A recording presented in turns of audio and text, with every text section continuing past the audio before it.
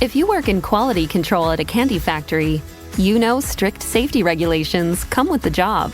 It's why you partner with Grainger. Grainger helps you find the high-quality and compliant products your business needs to inspect, detect, and help correct issues. And the sweetest part is, everyone gets a product that's as safe to eat as it is delicious.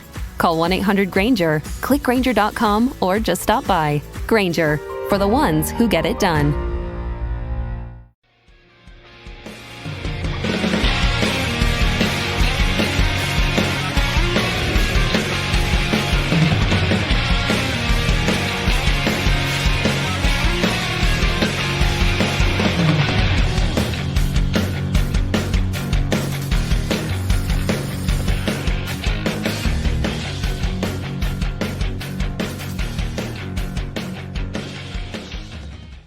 What is up, everybody? Welcome back to another episode of Hops Geek News, your home for comic books, movies, TV shows, and typically we feature a beer of the week. Today's episode for you, we are traveling to Hell's Kitchen. We are going into a city full of martial law to break down the Daredevil season finale with you all. And to join us today is a friend of ours who came on to talk superhero and mental health. He does own his own mental health wellness center, I guess is the easiest way to put it. He is a mental health expert. Andrew will be joining us to kind of break down some of the mental health side things of Daredevil and what Daredevil Born Again season 1 brought into the fold. And then of course we will be breaking down all of the thoughts that we have about this epic season, if you will. But first things first, please go ahead to Hops Geek News on any social media platform, any podcasting platform. That's the easiest way to find us. Link is in all of our bios. The link is in this episode. Come hang out with us on social media. And, I'm Matt. With me, as always, is Lauren.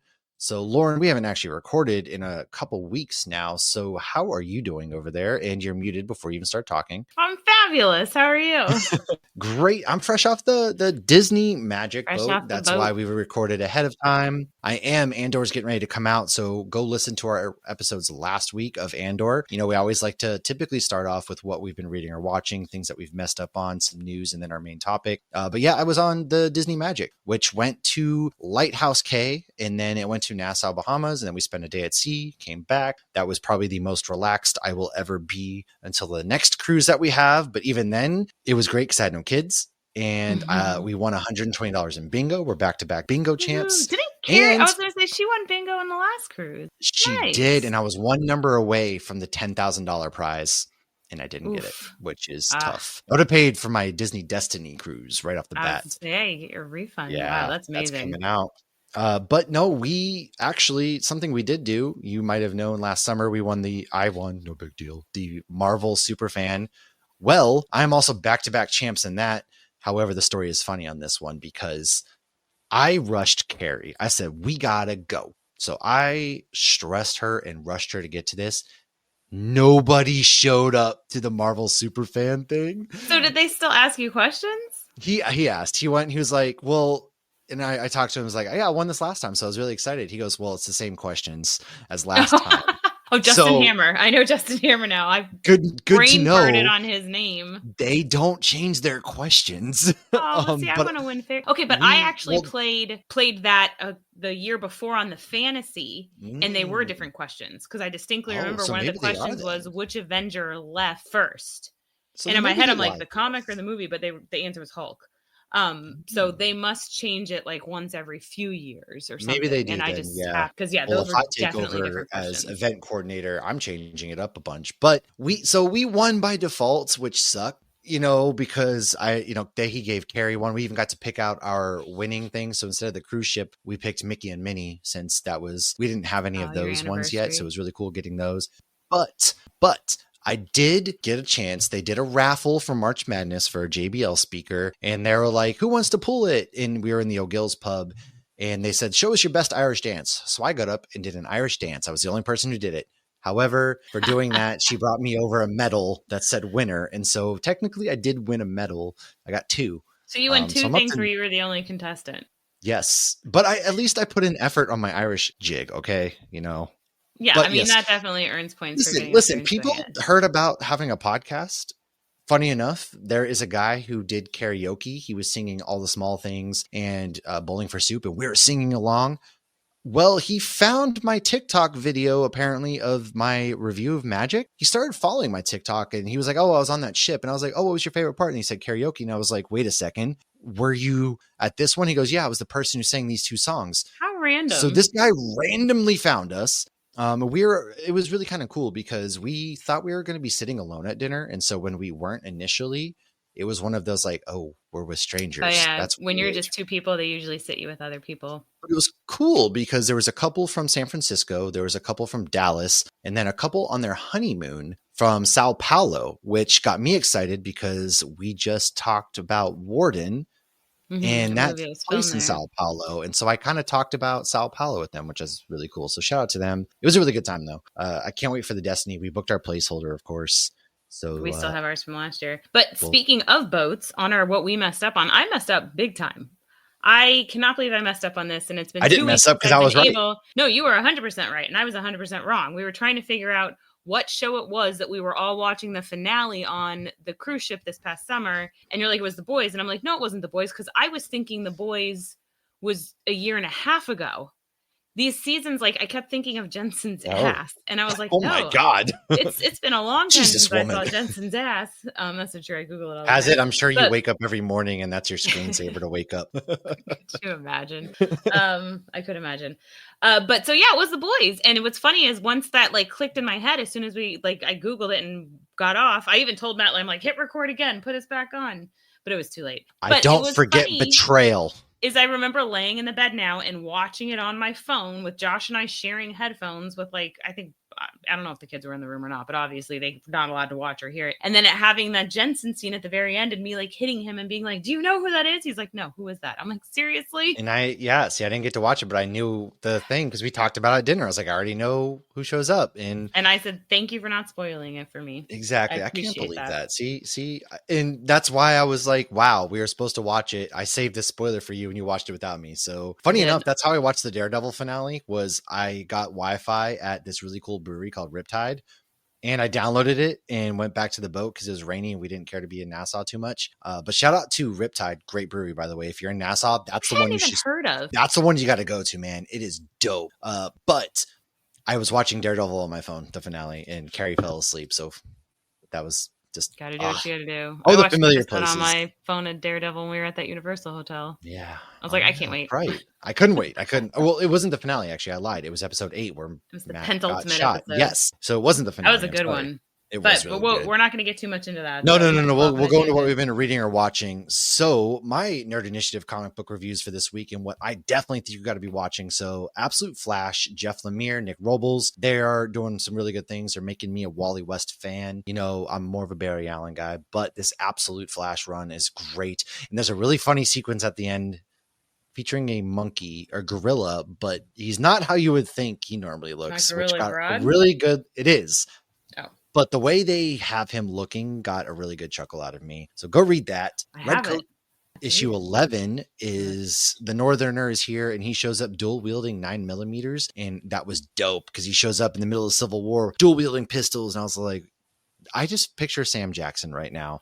And that was, oh man, Red Coat is just so good. But one comic book that I haven't seen enough people talk about, Zatanna number 3 from this Absolute, Jamal Campbell is doing everything. And there's this just fantastic one-shot sequence going down in this comic book that is full of purples. And there's like this X-ray almost see-through of her face to her skeleton. Oh my, it's just insane. People really need to be picking up Zatanna. This run is wonderful, and Jamal Campbell doing the colors, the writing, the art, everything but the lettering. Wow. I don't know how he's doing it because the story is equally as fantastic as the artwork. I cannot rave about that enough. That's what I've done. What are your Nerd Initiative reviews this week? Wolverine, number 400. Wow, so it's actually number 400. Yeah. Wow. Well, it was the legacy issue number. Is this just the 400th one that come out this week? Because there's 400 different Wolverine stories on the shelves each week, or it's the storyline that has been followed that I keep saying has like the twists. Like there's a Wendigo in it, but Logan like ends up getting the Wendigo to like connect with him and trying to pull the Wendigo away from the Wendigo curse kind of thing. So this one was an extended comic. It was like 4 comics in one because it was number 400 of Wolverine Standalone. I actually did it with Ken, and it was really freaking good. So the Romulus story is not done, but they took like a hiatus for it, and they went into some other stuff. Have you ever heard of the character Arcade? No. Yeah. Wait, wasn't Arcade? Was Arcade not in the X-Men 97 with Jubilee? Was it? Was that him? I don't know. Maybe I could be mistaken. I didn't think I had. I could be mistaken too, but it was a character I didn't think I had really known. But he showed up and was like playing mind games with Wolverine, and it was like such a cool artwork and a really cool story. And so they did. There was one thing. It's like Wolverine's waking up, and he's like, "I must have been drugged because I never wake up tired and stretching. I always wake up ready to go." And I'm like, "Oh my god, that's my son!" Like, must be nice. Logan will wake up and jump out of bed. But so it's a really good book. And then they wrap up with the last issue is like old-timey kind of stuff. And so it's very dark and it's very different art. But there was also a thing, the way they ended it on a cliffhanger. I forgot about this for a second. Cliffhangers. Going back to like Wolverine's like legit origin story, which I personally have never read about. I don't know if it's been written about. But there's somebody is alive who he assumed was definitely not alive. But obviously he's still dealing with that trauma. You know, he's got a lot of childhood trauma. And I feel like that's why he ends up like adopting all these children, is he's trying to be the person for them that he needed that he never got. Right. But I'm loving it. Huh. I also reviewed X Factor. X Factor is so funny. It is so freaking hilarious. It's like if the X-Men had a sense of humor, but it's absolutely ridiculous because the whole point of X Factor is a team that can save people that also does good on the social medias, but they're part of the whole Doom thing. Like they're also still fighting Doom and Doom One bots, World Under Doom, like, yeah. And so there's very serious issues going on, but the whole freaking thing is hilarious. It's just so funny. It's really funny. And then I read a book called In Any Lifetime by Mark Guggenheim. My full review is up on Nerd Initiative. Go check that out, folks. It was, the way Mark described it was like a love story if Christopher Nolan had kind of written it. And I was a little hesitant at first because I don't love stories, but I didn't feel like the love part was that's his goal. He's traveling the multiverse to find his wife that's alive in a different universe because his wife died in this one. But the way he describes other universes is really cool.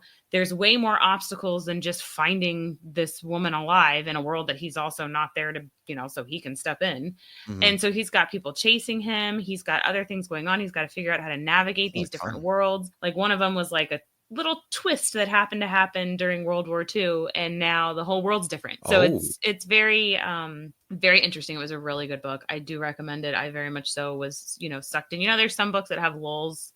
And then, I never felt like I had to power through any chapter or anything to get better. Like I felt like it was very engaging, and it went back and forth from when the wife was alive to the present. So there's like real issues that they're dealing with when she's alive, and then dealing with multiversal travel and whatnot in the future. Yeah, so it was really good. That sounds like good. No, I will have to check that out because I remember him talking about it and sounded really interesting. And I know your book club is doing really well, and people seem to be really interested, especially in this book as we shared it and everything. So I'll have to pick it up. I haven't read a good book in a while, but let's go to some news real quick before our main topic. The Last of Us, to the surprise of nobody, has been renewed for season 3. That is out. We will be covering it on the show season 2 this week. We haven't. We're going to let Daredevil finish up, but the Andor schedule, with Andor coming out the 22nd, we get episodes 1 through 3 releasing on the 22nd. And then April 29th, we have episodes 4 through 6. May 6th, episodes 7 through 9. May 13th, episodes 10 through 12. And before I let Lauren give her big news piece of the week, a couple show announcements. So we have Peacemaker comes back with season 2 on Max on August 21st. Twisted Metal season 2 comes out July 2nd on Peacock. I really enjoyed the first season personally. And then they announced that the Punisher the Punisher special presentation will be coming out February of 2026, with Daredevil Born Again season 2 coming out March of 2026. Yeah, can't wait for that. But there's some big Wolverine news. What happened this week? So Marvel dropped an 8-hour video of Hugh Jackman as Wolverine just breathing. But halfway through the video, I know what the people want. You see the cover behind me. If you're watching on YouTube, they do the Chris Claremont cover with him doing the finger, and he looked very like, Urgh. I don't know what that means. I don't know why they did that. I don't know if they just did it for, shits and giggles. I feel like they really just did it for no reason. I don't know. I feel like they did Marvel. it because they need to keep the hype alive for Hugh Jackman as Wolverine, because he's going to do this till he's 90. So fair, honestly fair. What does it mean? It's like a double rainbow. What does it mean? Who knows? I don't know. But let's go into our main topic. So Andrew Hewitt is going to be joining us to talk about the finale of Daredevil Born Again. I'll go over a little bit of episode 8 and 9 and wrap up Daredevil Born Again season 1. Unfortunately, I don't know what to do with my Tuesday nights, but thank God for Andor. Yeah. Andor's Tuesday nights? I guess it is. Wow. Look at that. My Tuesday nights are booked again. Wow. What a surprise. Anyways, don't have a problem until June. Actually, come June, it'll probably be Ironheart. That's true. That is very true. And that, man, we're living good, nerds. We'll see you in a second. Welcome back, folks. Like I said, we're breaking down Daredevil. We have experts to tell us why Heather herself also could use some therapy. But before we get there, I do have a specially themed beer for this segment. Now, you may know my fridge was completely wiped out by the former friend of mine that was watching my house. And so all I have is Treehouse beers now, which is, I guess, is a good problem to have. But I don't know. What are is your wallet too tight for your hundreds and your diamond juice too tight? I only have like 20 Treehouses in that fridge, okay? He cleaned out over $200 worth of beer, but he... blessing in disguise, because the beer that I have from Treehouse is titled Nelson Always, which I just happened to find, and I was like, Foggy. And Nelson Always is the total expression of our efforts to travel to New Zealand to source the best hops we can, combining Nelson Sauvin from Freestyle, Nelson Lakes, Garston, and Clayton hop farms is the ultimate expression of ultimate hop. We enjoy notes. Yeah, whatever. It's Foggy. Okay. Screw the hops. It's all about Foggy. That's what this is. Poor Foggy. Lauren, I can't believe we only saw him for like 5 minutes the whole season.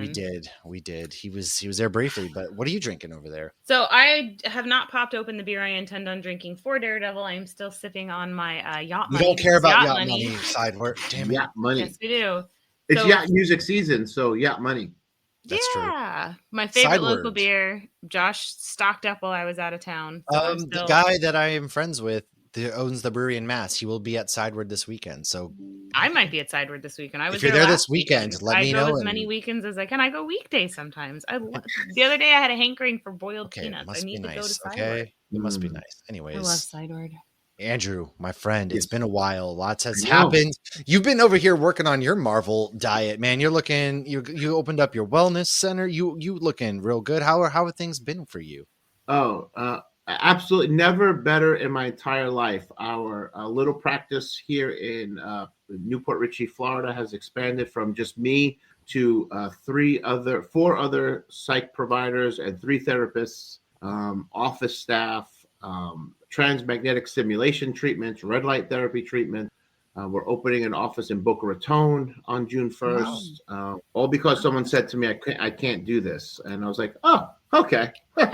That's the motivation. I find Hold I get my more beer and motivated. watch this. Yeah, like Spite is a hell of a motivator. Yes, Spite is unbelievable. I had somebody tell me when I got pregnant with my daughter at 19, well, you'll never finish school. Yeah, hold my beer. I finished on time and then went to law school. I was told I'd never get out of 8th grade, and here I am finishing up my master's degree at Boston University. So she's probably dead by now, but I'm going to find where she's buried. If she is, be like, guess what I did? And that's so what is it? Tracy uses the word. I can't remember. I can't think of what it is. When you're like stubborn about it, but you're like, I'm going to do good just to be stubborn. There's like a term for it that I've heard her use before. Spite is I'm gonna do good just out of spite. I'll tell you. Speaking of spite, I almost feel as though Daredevil, Matt Murdock, might have saved his greatest enemy out of spite since Heather was right there. And hopefully Heather doesn't come applying down to your Boca Raton office, because I know you know better. But let's talk about some Daredevil before we kind of dive into our thoughts on the finale and things like that. There was a lot of just this season was both about healing and trauma and all sorts of stuff. So Andrew, from your viewpoint, what did you take away from season 1 of Daredevil Born Again? So you still see Matt struggling with, his post-traumatic stress disorder of his parent and his major depression disorder. He definitely has, every single PTSD symptom possible. He has that moral conflict, where he's like torn between his religious preoccupation of God and what he's doing.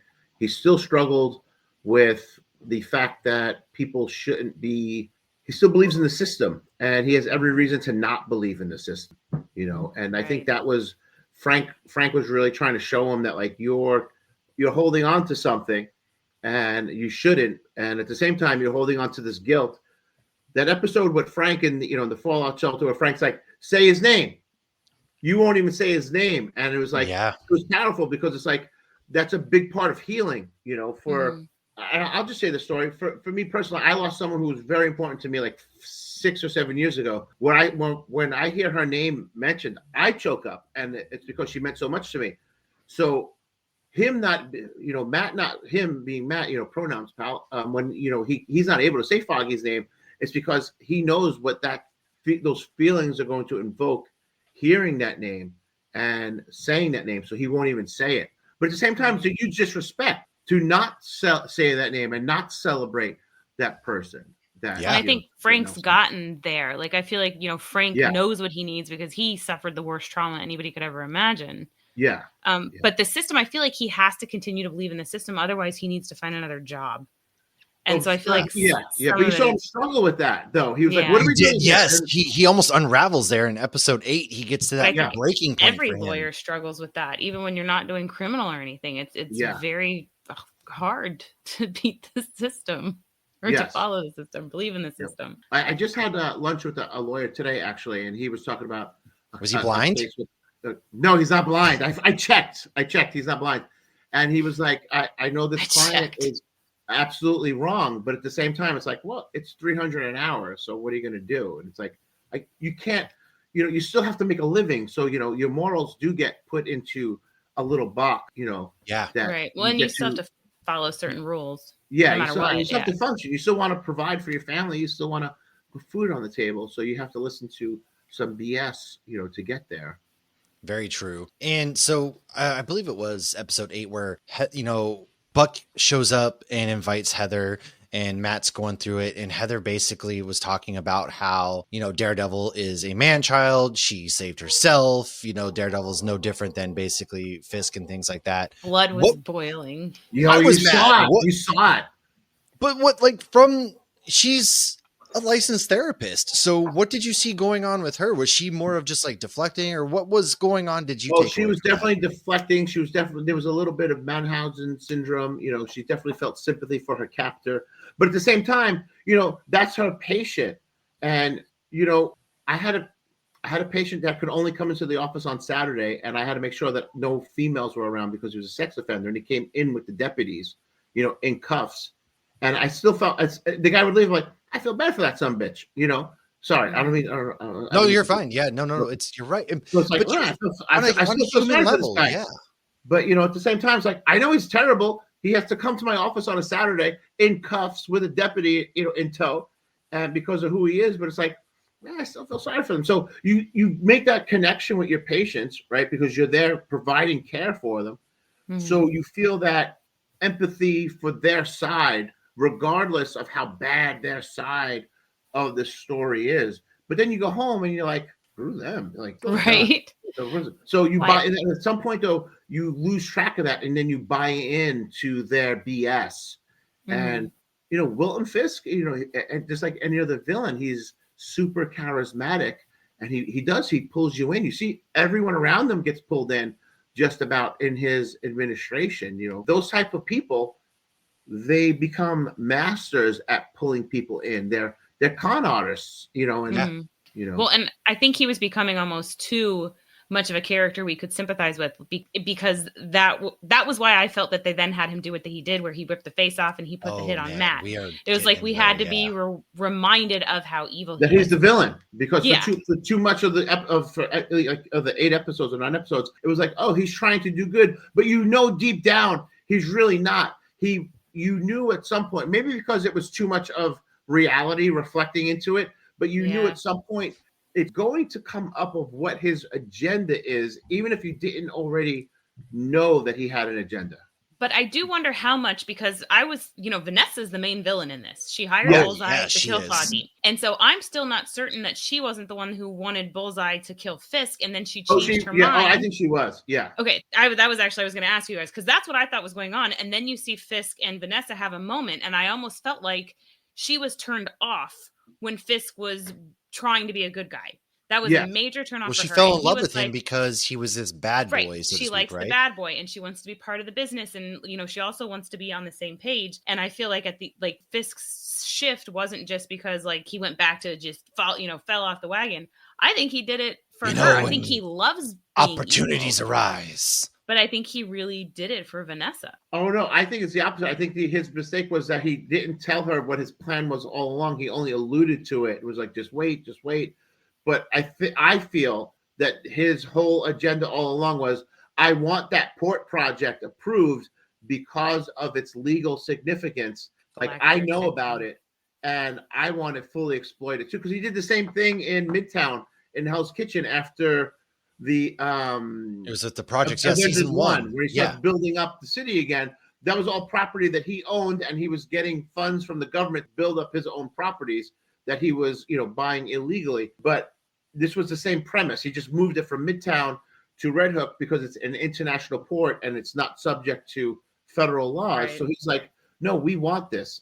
We're going to grift back billions of this. He just didn't tell her, which if his plan all along was to do this, he should have told her. And if it wasn't, then yes, then Lauren's right. I don't think it was his plan all along. I almost feel like he truly was trying to save New York, but as the season, in his way he could, but as the season went on, and then I really think it was the tipping point when between saving his marriage, seeing Vanessa kill Adam, showing that she truly, boom, ties are severed, she doesn't care about him, and then Matt saving Vanessa and Muse dying. I feel like those were the tipping points. And then, like Wilson said, opportunities arose and plans changed. So for me, it feels almost like now he bought back into it and he saw all of these chances not to take it. It was too good not to pass up, because deep down, I mean, even Gallo, while he's on the gallows, if you will, says, I was right. You never stop being Kingpin. And then we get the most shock death sequence, and all of the Vincent D'Onofrio, even at one of the panels, said he was vying for it. They weren't sure that they were going to be able to do the sequence, and I didn't think they were either. I thought it was just going to be one of those you turn away and blood splatters on. Anyone who said that Disney was going to ruin Punisher and Kingpin has to be eating the humble pie. Oh yeah, he rips the guy's face in half. He folds it like a printed sheet, and they just. It took him 2 takes, because I guess the first take, the directors had said that they didn't like the way the blood kind of went, everywhere. So they did it again. And the fact that they even lingered on it too was kind of shocking to me. Between that and then the way we get the episode kind of starts in the mental institution with Bullseye, Poindexter drugged out. And then we go into Matt laying on his bed, which I want to get to in a second, but this death sequence, it was just, they lingered on the jaw, barely hanging on. Yeah. It was some of the most gnarly stuff. Yeah. What were you guys thinking at that moment? Did you look away? Were you like, there's no way? I didn't look away because I was like, they're going to cut away. It's Disney. They have to cut away. That's exactly what I thought too. Yes. It's the same thing with Frank and Matt fighting all the cops. And you see Frank bludgeon the guy's neck with the knife to the point where the head rolls off. Like, they're not going to show it. They're not going to show it. I'm like, oh my God, there it goes, rolling away like a bowling ball in the gutter. Well, that whole sequence was amazing. I can rewatch this whole, and so what's special about this too is they shot that scene with flashlights and the muzzle flashes. That scene was actually in the dark. And so it starts with Frank coming through and shooting the guy in the head. And when they don't pull away from the guy getting blasted point blank with a shotgun through the head, I was like, oh my God. And then you're right. He's stabbing him, cuts the one guy. Wow. It was incredible. Yeah. This whole fight sequence, what's going through your guys' minds with this incredible fight sequence going on? Well, first off, I was very surprised at how gory it was. I wasn't surprised, but I was surprised. And Daredevil was the first thing in the MCU that ever was super gory. Like, it was the first thing I was like, oh, Kaylee, you're not allowed to watch this. Come back in a few years. So I appreciated that they did. And because Frank Castle's not going to be PG-13 ever. Like, he needs to be R. He can't be, But I also thought it was very interesting. Like, I understand why they did a blackout. It was to help them to get control of the city. But it was like, now Daredevil has an advantage over literally everybody because he's the only one who doesn't need light. Well, that's why. Yeah, that's also why they did it too. You merely adopted the dark. But if you guys remember back in episode 3 when Matt, or episode 2 where Matt fights the 2 cops and he breaks the guy's arm, like the elbow comes up, that was gross. Hyperextends out, and it's like that set the tone for the rest of the season. Like, oh my God, we're going to see Agreed. Netflix level of violent, you know. Hey, This was even the just Game of pushing Thrones Bullseye level. off the but even like pushing Bullseye off the roof right away, I was like, yeah. Whoa, he also crossed that line, which then we find out he didn't. But you know, even this, gosh, Frank was like, it was like a guy in high school trying to convince the girl to lose her virginity. Like, come on, just shoot him. You know you want to. Yeah. Like he was like You're really pushing for it there. He was like, come to my side. That. Well, this makes me want to talk about. So Matt, we'll start in the hospital. When we see Matt again, he wakes up, he says Karen's name, and Heather's kind of taken aback. Why is Heather so jealous? What do you think? Yeah, I'm interested to see what you guys think about what's going on with Heather right now, because as we see, she joins Fisk's team as like the medical expert. And she doesn't even check in on Matt. The fact that his apartment blew up and he was in the hospital. Like, what is going on with Heather? Job. She's like, no, I got a job interview. Sorry, bro. With his greatest enemy at that. Yeah. So what do you think? What's with Heather? What are you guys thinking about at this point? I was an ICU nurse before I became a nurse practitioner. And when people wake up from being on propofol, not that Matt was, it causes, like, you don't know what people are going to say when they finally do come out, because they're having visions. So he was just in a traumatic event, and he's on some pain medication of some sort. So he wakes up, he's going to say any name. He could have said Martha. Who the hell would have known what he said, right? Heather's like, why did you say that name? And she's like, that's what she said. She was like, why'd you say Karen? And I was like, I don't know. I could be saying any name, right now. I'm high. Well, in your opinion, like, how tone deaf is she as somebody who completely should understand what Matt went through? He lost his best friend a year ago. Karen was also somebody very important to him. She went to San Francisco. Their relationship is fractured. You would think that she would understand. And he even kind of explains. A little more caring. She'd be a little more hand holding, a little more head rubbing. Nothing. It's just like, oh, you said this bitch's name? Like, what the hell? I'm going to take a job cold. Yeah, she was definitely cold for sure. I just don't get it at all. And like, she didn't want, like, when he said the thing about, like, I just feel like that past was a whole other life, or this is a fake life. She's like, this is fake. Yeah. She like took it personally. And yeah, she should know better than anyone. Like, he's going through. She showed more empathy towards Muse than she did Matt when he's like, she did. Hey, she showed absolutely no empathy towards when Matt was annoyed about her going to the fist ball. She was all indignant. Like, what do you mean? What do you mean I shouldn't go? What do you mean? Like, to Heather and guest. Yeah. Has she never watched the news? And he like takes he wraps up the blind stick and he like flips it on top of the server's like tray. I'm like, I never thought how many blind sticks does Matt blind have? Stick could be so hot. Well, but how many has them stacked around the city? Josie was even like, he didn't even use his cane, and Cherry was like, didn't notice. You think Josie knows now? They all know he was standing there. He was standing there in the costume at the end. But he had his mask on. That's what I'm saying. I think they do know. Josie, I definitely think knows. She looked a little annoyed, Josie, at one point in that during his speech, and his speech was awesome. His speech should be played in every high school sports Rise, Resist, or Rebuild. Was it Rebuild? Are the reason my Rise, car was destroyed. Resist, Rebuild. Yeah. Oh yeah. But we get that cool moment in which this is where everything kind of comes together for Matt, because Foggy was going to win the case, which, as it turns out, he was about to expose the Red Hook port for what it was, which then Vanessa calls the hit, and it goes from there. And I love the call when Matt gets to his apartment, he sits down and Frank's bitching about coffee right off the bat. And, their relationship. He doesn't have coffee. It's that he can't make coffee without electricity. Yeah. How are you going to make coffee like this? How are you prepared? Right. Whereas Frank, of course, is like, not everybody lives in a fallout shelter. Yeah. Like Frank's sitting there, he has a propane tank on his he's probably got like a lighter, and he's like, I can make coffee. He's sitting there like killers. It makes me think of Black Hawk Down with Ewan McGregor, where he's talking in the middle of this whole battle in Somalia. He's making the perfect cup of coffee. And that's just what I think of with Frank. He's making the perfect cup of coffee there. But their relationship is great, because then why did you take a bullet for him? And Matt, even himself, is like, I don't know. I don't think he thought about it. I think he just reacted. I was curious to hear what your guys' thoughts are. There's a bullet coming. I have to go, because it's this whole savior complex. Yeah. That he has. It's like, I have to be the one who makes the difference no matter what. It'll never be said that I stood and did nothing while even a bad person was gunned down in cold blood. I have to be the difference maker. It's a savior complex. Well, and he always says, Matt's kicking himself now. I mean, look at he defended Frank, seasons ago when he thought Frank wasn't a good guy. Yeah. So, but I thought when you saw like Wilson when he's covered in blood and he's taking his stuff off, I'm like, I wonder if he has a bulletproof vest on, because I feel like he's the type of person that would kind of like one. The John Wick suits that he has. You haven't really seen John Wick, but he's got this. I've seen the first one. I need to watch the rest of them. Well, in John Wick, he has these woven Kevlar suits.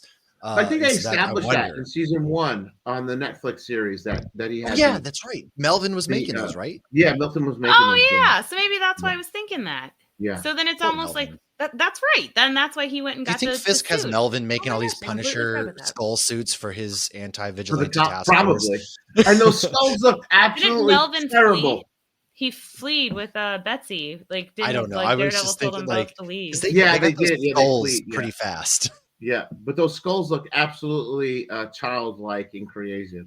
They did. And going back before we jump to that point, I want to talk more about Matt and Frank's relationship, because they both hate but respect and love each other. And I love codependent all the way. And then Karen is like this loose thread between the two of them, because they both love Karen. Karen loves both of them, right? It's a very weird love triangle where they all want Karen to be happy with the other guy, because they see that they're too flawed for her to be with them. Right. That's a good point. I feel like she has a soft spot in her heart for both of them, because they're both not guys who are vulnerable around a lot of people, and they've both been vulnerable with her. So like she knows them. Would lean more towards Frank. I do too. I love the idea of her and Frank. Which sucks. Yeah. I hate it, because listen, I don't know if you guys know this, but I'm all of a sudden a Matt Murdock heirist from the comic books. He's my favorite. I like Matt and Elektra. I think they were really good. You want me to put it in the crudest terms? Yes. All right. Matt would make love to her. Frank would. I mean, I don't know. Because Frank seems like he's the type of guy that's like he's the opposite of a lady in the streets and a freak in the sheets. Like he's like a freak in the streets, and he's probably a gentleman in the sheets. She would want to find that out. So you're telling me Karen's watching Frank choke all the cops out, and she's like, man, if only that Matt was me. gets around more than Frank does. I think Frank would be more gentle. Matt gets around a lot more than Frank. I mean, Matt walks into a room and he knows what everyone's going to be like. He has such an heartbeat stuff. I love all the memes with, he's blind, and then it's all the women he's hooked up with. Yes. When they're all gorgeous. What was the legal aid? He pretty much she was ready to to get the thing. Yeah. I wonder if we'll see her again. Riz. Like, it's not fair. His Riz is so off the charts. It's insane. And I love have to work for it, Matt. I know. Foggy makes fun of it though in early seasons. He's like, this like cute guy who's disabled, like it really works for him. Going back to the apartment, I love that Frank is, what are you, nightgown man now? And then he goes, are you gonna fight with your butt cheeks out? And he just flips him off. As soon as Frank said that, my wife was like, of course he's gonna fight with his ass out. It's a hospital gown. What choice does he have? He can't mask that ass. That's Elektra. According to I was thinking that too. That's what Elektra. And he wasn't a psych patient. A psych patient, on psych patients, those are covered. Because it's it's like a 3-sided thing where it goes on and then goes on again and flaps. So like it covers up and it's only for psych patients that have that, where it covers the back. Huh, interesting. That's right. I mean, I don't think anybody would have complained if he fought crime with his ass out. No, I wouldn't. I'm heterosexual. I wouldn't care. I'd be like, go for it, bro. Flash that. For real, though. People will never see it coming. A blind man in a hospital gown? I mean, that's even more like, what just happened? I mean, it worked for Howard Stern having his ass out as a superhero. Oh, my gosh. I forgot about that. Was that Ass Man? What was his name? Bartman. That's oh, right. My God. It just, that whole sequence was great. And then they go right into fighting. And I saw people complaining that Matt's over here, Frank's killing everybody. And then all of a sudden he doesn't want him to kill Frank North. And it's like, Matt's one-armed fighting for his life. Mm-hmm. But, okay, Cole North is dead, right? The dude had a knife to his hand, knocked out. He's dead, right? He grenaded, dead. I think so. Yeah. I don't. Because in the comic books, he kind of becomes a good guy. So I think because, for one, they kept focusing on him in every scene. Like there was all those vigilante task force, other than the cop that was a D-bag. Like we had already met him because he got beat up and everything. Other than that, they were only focusing on Cole North, him. Yeah. With those pretty eyes. And he kept very much so paying attention to everything. And so I don't think he's dead. I don't think he's done. Does it make sense that he's not dead? Either. No. Because in the comic books, he becomes kind of a good guy after shooting Daredevil, and he starts with the cops and then becomes. So I hope he's not done, because I do think there is something, but I know a lot of people are upset with how he was the one that killed see a body. Hector. Yeah. But okay, so I have a theory on that. I don't think know it was that him. I don't think he killed Hector. I think that it's more of like a Negan I still think it was thing. Powell. But you know, like in Walking Dead, when they're like, I'm Negan, we're all Negan.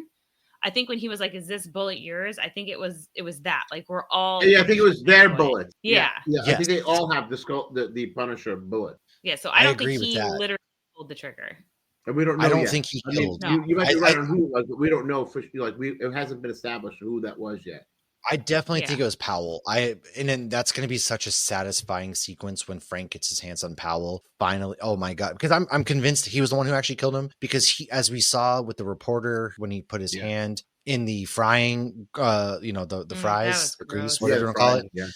Cole North doesn't strike me because you've seen him question a couple things. He was hesitant to take, credit for what was for the killing Muse, and so I doesn't strike me as the kind of guy. The only reason I say it wasn't him is because Matt checked his heartbeat when he was talking to him about it. Yeah, and he didn't kill him. That's another. He didn't come up that he was lying. That's a good point. It might just mean because he's that level of cold-blooded that he wouldn't be. I don't care if you accuse me. Right. I think he just thought he was going to die regardless. And so he was essentially, whatever, because he said, do what you must. And there was no point in defending it because he doesn't understand Daredevil can tell if he's lying. And so I'm pretty convinced he's not. And then I know we got to talk about the sequence, of course, where Frank goes, he fights a bunch of cops. Some of the gnarly scenes, the hatchet to the head, for example, was dope. And then he gets captured. I find something you love as much as Frank loves getting zip tied to chairs. I swear. Okay, Matt. And I have the one thing. He loves being shackled in a cage when he's swinging like that. There you go. Yes. So if anybody's read the recent Daredevil Cold Day in Hell, there is a scene that has Frank chained up. And it made me think of that very different situation, very different timeline. It's very, he has his different. arms and legs. But I instantly just seeing the arms chained in two, and like you look at the guy, what's the swords guy? Kate Bishop's almost stepped out. The swordsman, I forget his. Jack. So he's just chilling on a stool. He's not tied up. Listen, they tied up Frank because they knew better, and it's still everybody but our fellow cop friend who went to shake his hand. He broke the guy's hand, his arm, and his face, all in one move. Was that guy just? What it was dumb. That guy was dumb. That guy was very dumb. Very dumb. But I was like, no, don't do it. Mr. New feel Jersey. like we got as close to a fourth wall break as we were going to get a Daredevil series when Frank was essentially like, I wouldn't piss on, you're all clowns. I wouldn't piss on any of you. And in my mind, I'm just thinking, I hope everybody with the thin blue line sticker and the Punisher logo is watching this.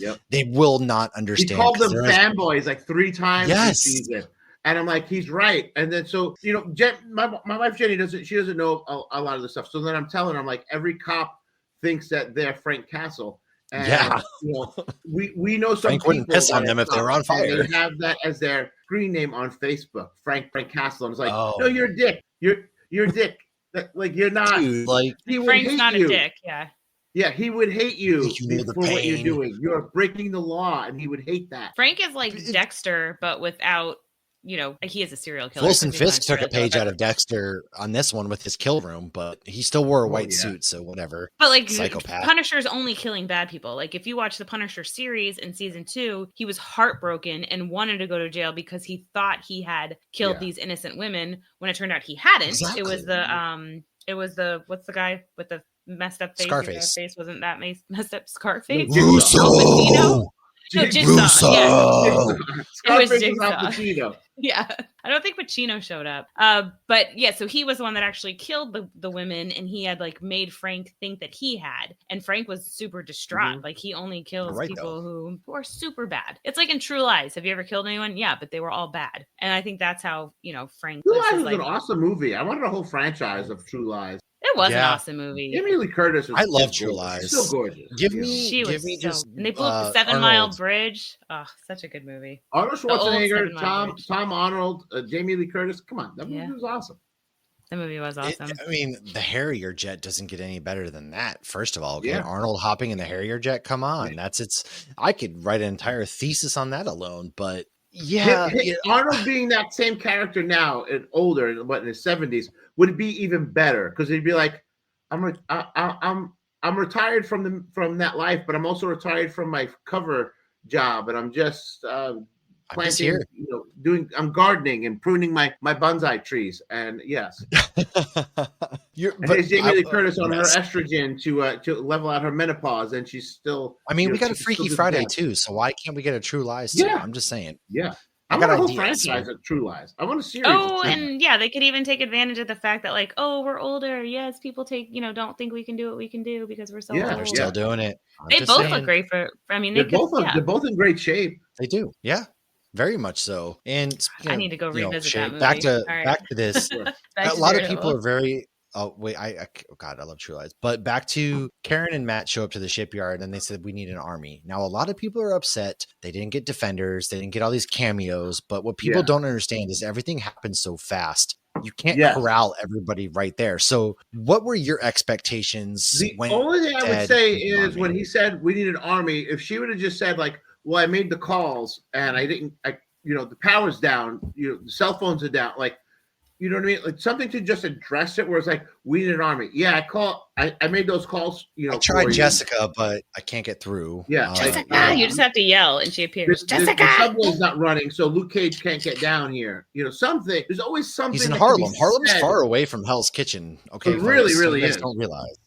Yeah. So it's like a line could always be said. You don't always need the character, but the reference goes a long way with fans. It really does. Something as simple as, well, the trains aren't running. Like, okay, well, yeah, of course, Luke Cage. The trains aren't running, but Karen's like, God, I wish there was one running on me. Anyway, what? The trains aren't what? Because if you think about it, not only Hell's Kitchen fall from Harlem, but so is Red Hook. Red Hook's in Brooklyn. So it's right, and that's further from all of it. We don't even know how Mac would have gotten there, or everyone else, because it's like if you're not driving, we don't have a speedster. He slings his billy clubs, okay? Yeah. Here's what I think should have gone down.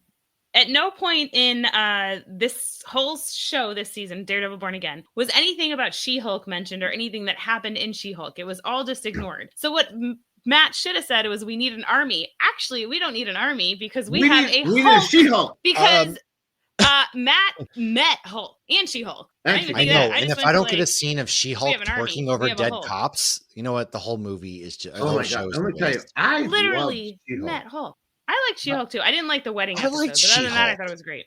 She-Hulk was absolutely great. I thought it was great. I firmly agree with you as Lauren drinks a Julius, but also people are so. You see my Incredi-Hop cup with the Hulk on it. Well, this goes into my problem is I think people are too quick. People need instant gratification as well, and so it's guys. We are getting spoiled, and it's one of those frustrating things because, dude, everything is happening so fast in a span of mere hours. They're not, and they already mentioned like Kamala. She's in San Francisco. She's in California. Kate Bishop is also out there because they're forming the not so young Avengers anymore. Ant-Man's out there. The 20-something Avengers. Exactly. The midlife crisis Avengers are being formed. And so not everybody's getting there. Hey, how cool was the bank robbery episode? That was really good. Oh, it was so good. It was. Kamala's dad is adorable, and I would adopt him as my dad. I would too. Cute. And having a little pop of his daughter on his desk. Custom pop of her. So when it came on screen and my daughter Abby was like, hey, she must be popular. There's a pop vinyl on the desk. And then he picks it up. He's like, hey, it's a custom. And I was like, you can't see. Not all that popular. She's not that popular. He had that made for him. He did. But I do hope we get maybe once everything with Fisk dies down that we get that dinner scene. I'm really hoping that pays off. Yes. I really do. I hope so. Maybe he goes and has dinner. Maybe he figures out who she is in some way, shape, or form. Yeah. And then he goes and has the dinner. He's like, "Oh, I had ulterior motives. I apologize. This is why I'm really here." I think he knows that it's his daughter. He could probably hear his heart beating, and he's like, "Oh, okay." Oh, I didn't even think of that. You might be right. Yeah. He may not know it's his daughter, but I don't know the way he was doting. Yeah. So overall, though, I do think superpowers. With season 2 coming, and he's in the black suit, a lot of people don't want this storyline because Matt gets possessed, but I do think maybe the Hand could be potentially come into play because with the black suit Daredevil, he recruits the Hand to be the army. What if Elektra's not dead? What if Black Sun makes her immortal? What if we get I said Black Sun. Yeah. What if she's immortal? What if Elektra shows up? It is by Chris Cornell. I got to see him live in 2009, Project Revolution. But what if she shows up and that's the way to get Elodie Young back in this because she wants to return and she gets to rock that Daredevil suit that she wears in the comics. And so we got them. You can have the only Daredevil suit I don't want to see is that one from that late 90s where it was like an armor and it was like black, silver. It was too much for me. Yes. Okay, I like simple. I like the black one. I think the black. I can't wait to see that. Yeah. I didn't love the She-Hulk one. I thought it had too many colors. Honestly, I really didn't just needs black spandex. She doesn't need anything else. Well, no, the gold and red, I liked it. I didn't mind it. It was all right. I feel like it was a nod to like when he first started because it was it's never going to wrestlery looking. Yeah. So I hate to bring this up, but Iron Fist. Why not? I loved Colleen. I would love to see Why Colleen. not?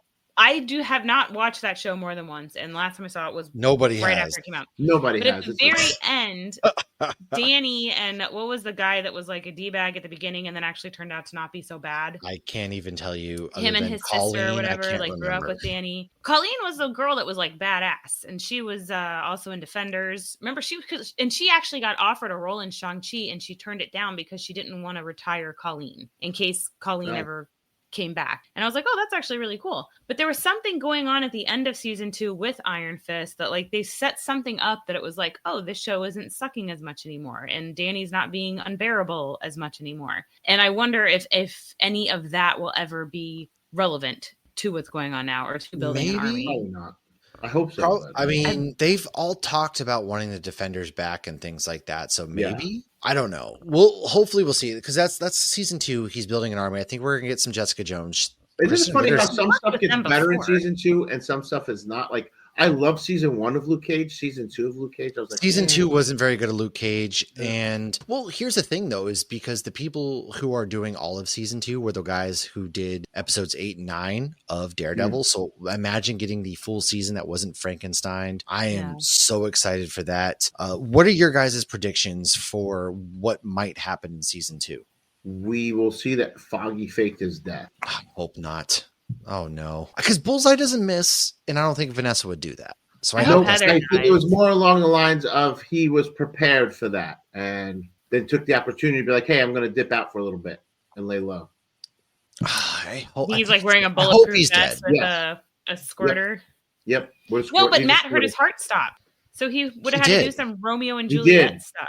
Yep, he would have to do some Bruce Wayne stuff where he slows his breathing down to slow his heart rate. Well, they'd have to take, like, of course, comic books. You can always, hand wave whatever. But I do hope Foggy's dead, because Foggy being dead means I can not have Karen die anytime soon. Because when Karen returned, I was super excited. I was very excited to see her, and I've been a big fan of her since True Blood. How cute was it when Daredevil called Shotgun? When she was sitting in the car, and he's that just reminded me so much of Civil War when Bucky had to sit in the back and was like, "Could you move the seat up?" And Sam was like, "No." Yeah. And then in Falcon and Winter Soldier, it was the opposite. He's like, "You're not going to move your seat, are you?" He's like, "Nope." Nope. Those little things keep me so engaged and happy. Like, for me, that's the fan service stuff where it's just like, I'm riding shotgun. I'm like, who says that? You know who says that? Drunk bros at the end of the night. That's what we say. My kids. Again, like it goes to the relationship and how human they are, and that's what makes it feel so good. Is that humanistic aspect of things, and that I love it, man. I loved it. I really enjoyed. Me personally, I give this season a 9 out of 10. I know that it was Frankenstein together again. They saved Vincent and Charlie, saved the season. They saved the series. What would you guys give this season overall? Definitely 9 out of 10. I would say. I would only say it's not a 10 out of 10 only because Heather didn't die. Yeah. Oh, that would have been even better. Only because some of it was just a little slow. I get that. But man, oh man, it's like it was great. I don't even want to see what they had filmed that they trashed to reshoot everything. Because this to me was the season that we wanted. We got everything in it. We had a Return of Frank, Return of Bullseye. Bullseye was on Thorazine. Like, it was every single thing that we could have wanted in this series. I never want to hear like with Justice League. Oh, release the this Snyder cut, blah blah blah. Yeah. I don't want that for this year. I never want someone to say. I don't think anybody does.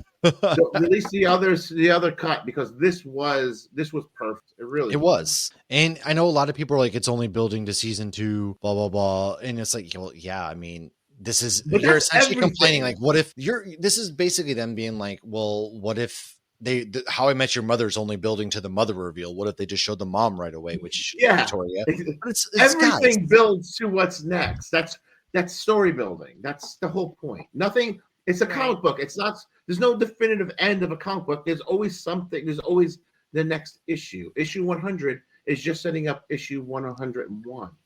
Yeah, exactly. And people are just wanting the immediate payoff. And here's the problem. And I've said this for a long time. People, with a joke, there's a setup of a joke, and then there's the punchline. People just want the punchline now. People just want Endgame. Endgame was a 10-year journey. Exactly. So when everyone's like, oh, it wasn't as good as Endgame. No, what's going to be as good as Endgame? Secret Wars. Right. If you say Secret Wars wasn't as good as Endgame, that's fair. That's but you can't say Moon Knight episode 5 wasn't as good as Endgame. That's just dumb. Yeah. And not to mention, like, Moon Knight was awesome. Everybody did love Thor Dark World. There's so many movies within the Thor Dark World. I'm just saying, like, it was good, but it wasn't as good as Ragnarok. But if people go back and look, different movie. Exactly, like the build up, not every single MCU film leading up to Endgame was a hit. And not everything needs to be a hit. If you have, I do like the 9-episode seasons. I think that works. I think everything works here. Lauren, I'm greedy, and I'm greedy too. I want it all. I want every single thing to be 20 episodes, 50 episodes, because I love it all. I have not watched anything where I'm like, oh, that sucked. Why'd I watch? Right. I'm the same way. Give it to me all. I'll take the Defenders. I'll take Agents of S.H.I.E.L.D. Bring back Daisy. I want Quake. I want all of it. I hated her, but you know what? I want her back. I miss her. I loved Quake. I thought she was fantastic. Hell, I'll take Danny Rand at this point, even though he always annoyed me. But what I will say, though, is I absolutely love the series. I didn't love the episode where they were in the courtroom. I'm very glad they did not do the whole courtroom drama thing. I think that would have been a huge mistake. However, what I absolutely loved is this did feel like a continuation of the Netflix series. It did. Yeah. Like, I understand there was a slightly different feel, and that's okay, because honestly, my life is a slightly different feel than it was 10 years ago. So why wouldn't Matt's be? Oh, God, yeah. Yeah, so you think everything you've gone through in the past decade, so why hasn't he gone through? What were you guys doing 10 years ago? I was getting married. Congratulations. Having my first kid, and now I'm on my 10-year wedding anniversary on the 24th of this week when this comes out, actually, funny enough. So 10 years ago, I was a vastly different. I was in my 20s. Gods, we were young then. I mean, I don't think I was vastly different, but I was working part-time. I was very different. And I had a toddler and a... This podcast would not have been a thing. Lauren would have hated my guts 10 years ago. But 10 years ago, what was 10 years ago? 2015? We were already deep into the MCU. We're deep into Flash. We were deep into a lot of it. Yeah. But where was Lauren though 10 years ago? I was working part-time as a lawyer, raising a toddler and a kid. We had just moved into this house. So probably not too different. But I think the older you get, the less things change. Yeah. In big gaps, so to speak. But I mean, I have another kid now. The finale, though, I didn't love the finale. I'm not going to lie, because it felt like it was a mid-season finale. It didn't feel like it was a finale. I mean, it was supposed to be. Right. But the way they ended the episode before with Matt getting shot and everything, I guess I was expecting more of a payoff this episode. But I'm a big believer in, I'm okay if this isn't great, as long as the payoff is good. I'm willing to put in the work to get that punchline. I'll sit around. If the joke's going to be freaking hilarious, I'll listen to you say, knock, knock, who's there, banana, 15 times. Even though my son says orange first and then gets confused every time. But wait a second now. So, like, if you just think about it in the MCU continuity, so this season, this episode ends, obviously they set up the Punisher one shot that's going to be coming. But the next chapter in this story is Thunderbolts with Bucky and Sentry, zapping people. Can you imagine living in New York City? You survive a blip only to be sent to the void. My God, Do we know exactly though when? Because everything since we don't know that Endgame- yet. We don't know yet. Okay. So I believe everything takes place obviously in 2027. We don't know exactly because you can't obviously do New York's. It's hard, right? The TV rights and stuff, which leads me into, I know Kingpin can't be in Spider-Man movies. Spider-Man can't be in Marvel shows. Yeah, the whole rights thing throws, which is stupid animated. because this is the perfect time to set up Kingpin not being able to have his anti-vigilante task force take on vigilantes that are powered. And so maybe he's Spider-Man. I know. And so what if he sets up like Scorpion, and that's what gives us Spider-Man Brand New Day, is he's taking on some of these things like Scorpion. But yeah, we don't know yet, essentially. So I guess May 1st we'll find out, maybe. That we won't ever see Kingpin in a movie. He said in his mind, Kingpin isn't a movie level villain. But then he is. But first of all, he is. For me, he is. For me, he is. Yeah. So who's the mayor in Thunderbolt then? When I think it's going to be Fisk into oblivion. Maybe they're simultaneously going on. Because New York's so big, like, that's the only thing I can think of. Because I think Captain America takes place after all of this. Perhaps I could be mistaken, but you're right. And we do want explanations as far as when did things take place. I think we will get those explanations. I want that more than anything else, just so that I can be like, oh, okay, that's when that happened. Right. I'm just tired of Marvel ignoring their TV shows. That I just need to know where things fit. Connect your TV shows and movies, man. But I also feel like streaming takes it to a whole new level, because it's like you hear Ethan Hawke, Oscar Isaac, Elizabeth Olsen, like these are movie stars who all did Disney plus Marvel shows. Yeah. So for Vincent D'Onofrio to say like, oh, my villain's just TV, like that doesn't matter anymore. But what if he's just trying to play coy and he does show up? I don't know. Yeah, that's true too. But who is the lady from Moon Knight? What was her name? Scarab? Oh yes. Oh God, I forget her name, but I would. If James Gunn does not recast her as Wonder Woman, he's missing out. Okay, but she was perfect. She was perfect. But Ethan Hawke was an awesome villain. Where the whole time you're like, I feel sorry for him because we don't know if he's the actual villain or not, because we're dealing with the mind of a crazy person. Yeah. Was Oscar Isaac's name on a chair? What's that? No, not yet. I people are speculating maybe he could show up in season 2, because Moon Knight is often seen with, street level villain or heroes. And this could be Spider-Man. But he has put out a bunch of random Instagram stories where he's in Egypt himself. Where he's like he's doing these things like, dude, don't tease me. This isn't prom. That's what I'm saying. Maybe he's coming back as Apocalypse. Yeah. So in all honesty, he can come back in Secret Wars as Apocalypse, Moon Knight. Yeah. Right? He could come back as he could. Yeah. He really could. And if we ever get Blade, he can come back as Cottonmouth. I mean, there's so many options. I mean, look what they did though with Brandon Routh in Crisis on Infinite Earths. Like he's Adam, and they had him come back as Superman, and I thought that was so cool. I loved that. He was a good Superman. There was nothing wrong with that. I liked his Superman. I actually made a Superman. It was the rest of the movie that was bad. I mean, I feel like he's forgotten as Superman. He is. I think so too. Superman. I actually talked about that in a video I made, that I thought his Superman was very underrated, and it was 2005, I believe, when that came out or something. And so it was kind of ahead of its time, maybe in some regards, but superhero movies certainly aren't what they were today. It was a bad movie, but he wasn't. It was Kevin Spacey was Lex Luthor, and he was just awful. It was not Brandon Routh's fault that movie was not. No. But I like the whole kid thing. I thought that was an interesting dynamic. Yeah, and that wasn't. I mean, we're seeing that now, like with Homelander, and we're getting more of superheroes kids. And I felt like in movies and mainstream. Well, I mean, Superboy is a clone kid of, but that's neither here nor there. Right. That was this Daredevil.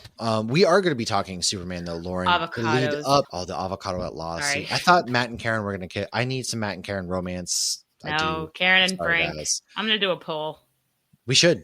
Do a poll. Take it to the polls. Let democracy reign supreme while we still have some form of democracy left. Resist, as Bernie says. There you go. Resist, rebuild, rise, resist, rebuild. That's what it is. Sorry. And I feel like they were talking to us with current events. I did too, man. And I loved this series. I'm sad it's over. We have Andor coming out. We have a lot of MCU projects and Superman and everything coming out. Next week, we are breaking down everything for Thunderbolts. Every of those main characters, we will be talking about where they have been before and where we last saw them. Yes. Very excited to talk all That's that. coming next week. I just They all have PTSD. I'll just throw that out. Everybody, New York, rent better be cheap at this point. I'm just saying, rent better be cheap. And I don't know that Val does. we need free health care at this point in New York City, at least, because they went through Loki, they went through the blip, and now they're going through Sentry, sending everybody to the void. You guys might not know this, but right after, like maybe it was like 2002, 2003, I was a construction manager doing a project in the World Financial Center. And, behind the World Financial Center, there's all housing. And that housing was going for like 200,000-300,000 at the time, because who would want to live there? Right. Yeah. But now it's like millions. And it's like, man. Imagine owning property from that. Jeez. Wow. Now I'm going to start going down some dark things. Andrew, as we wrap up, man, where can people find you if they are in need of services, man? Like, first and foremost, mental health matters. It's very important. How can people? And you want to find a therapist? It's not like Heather. Yes. If you're looking for a real therapist, not one that just projects, where can people find you? So the opposite of Heather as a therapist are the therapists that work for us here at Caliper Wellness. If you need medication management or therapy, caliperwellness.com. I'm licensed, me personally, I'm licensed in like 25, Jenny? 25 or 26 states and the U.S. Virgin Islands. And our therapists are licensed in Florida, New York, and Maryland for therapy. So whatever you need, if it's it doesn't matter. Traditional care, if it's hormone imbalances, if it's weight loss, if it's affecting your mental health, I'm going to help you. And that's all at Caliper Wellness stuff. Awesome. And everything's in the show notes too. It's always great to get to chat with you, man. And I know you guys, Disney Adventures. One day we're going to meet up at Disney. I know we've barely missed each other. We just missed each other last October. I was with Andrew in the morning and then you in the afternoon at Epcot. Yeah, and that was only because I drink so much that I was like, I need a nap. It's 2:00. I don't blame you. I would have done the same if I was there, but we will meet here at some point. I cannot wait. It's going to be awesome. It will be epic. Maybe it'll be on a Disney cruise. The Destiny. I'm not Destiny's coming up. Oh my gosh. I gotta go 3-peat for my Marvel. I'm gonna message Tracy right now until I put together a Disney cruise. Yes, do it. Do it. Disney cruises. Disney cruises are the best. We're about to get one to her. After you send it to her, she's gonna hit up our group. There we go. With your school group, Matt and Lauren, for us, please? ? Anybody who's listening wants to go on a Disney cruise, get with us. We'll be there. We'll take over the whole. We had so much fun though, and I have to say, now a lot of Tracy's friends I've met, sporadically over the years of being friends with her. But being in Disney with you guys, I felt so welcome, and so did my wife Jen. She felt so welcome, and it's like as if we were part of the group, as if I knew everybody forever, and it was awesome. Where it's like we will be going again this year when you guys go for homecoming weekend. But I'm going to be there the week after because I'm running the half marathon this year, actually. I'll just come to that too because I'm a Disney adult, not a Disney parent. There we I'm go. A Disney addict. There we go. Same. I fully am. Man, I am. I will be at homecoming drinks around the world, so I will see you there. And yes, maybe, for sure. What if I just? I didn't even go to UCF, and I haven't missed one in like a decade. I didn't either. I didn't even go to. I went to an online college. I didn't go to you. Well, I went to high school with Erica, who went to college with Tracy. Oh, okay. I didn't go, but the football game was fun. Ski was gracious. You did. I'm there. I'm there. Yes. But everybody, on Wednesday, we have a special creator interview dropping with Tyrell Cannon, who has worked with Image Comics, and he has a great comic called Eris out. And then next week, we are going to be doing our Thunderbolts before rolling into Star Wars month. It's the 20th anniversary of Revenge of the Sith. Oh my God. Free Comic Book Day is coming May the 4th. There's a lot of good content coming out of Star Wars Celebration. So by the time, we're going to be a little bit behind, but as of right now, we saw some Mandalorian and Grogu. We've got Ryan Gosling coming out talking about, Star Wars Starfighter. As of right now. Gosling? Yes, Star Wars Celebration is going on in Japan right now. He was on stage. Joining Star Wars?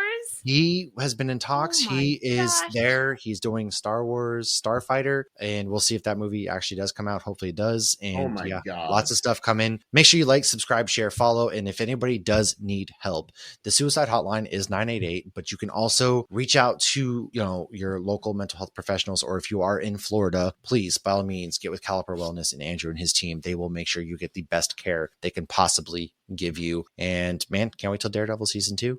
Andrew, it's been a pleasure. Lauren, we're going to record an episode again right after this, so I will see you in a moment. Everybody, Be safe, and we'll talk to you soon. Cheers.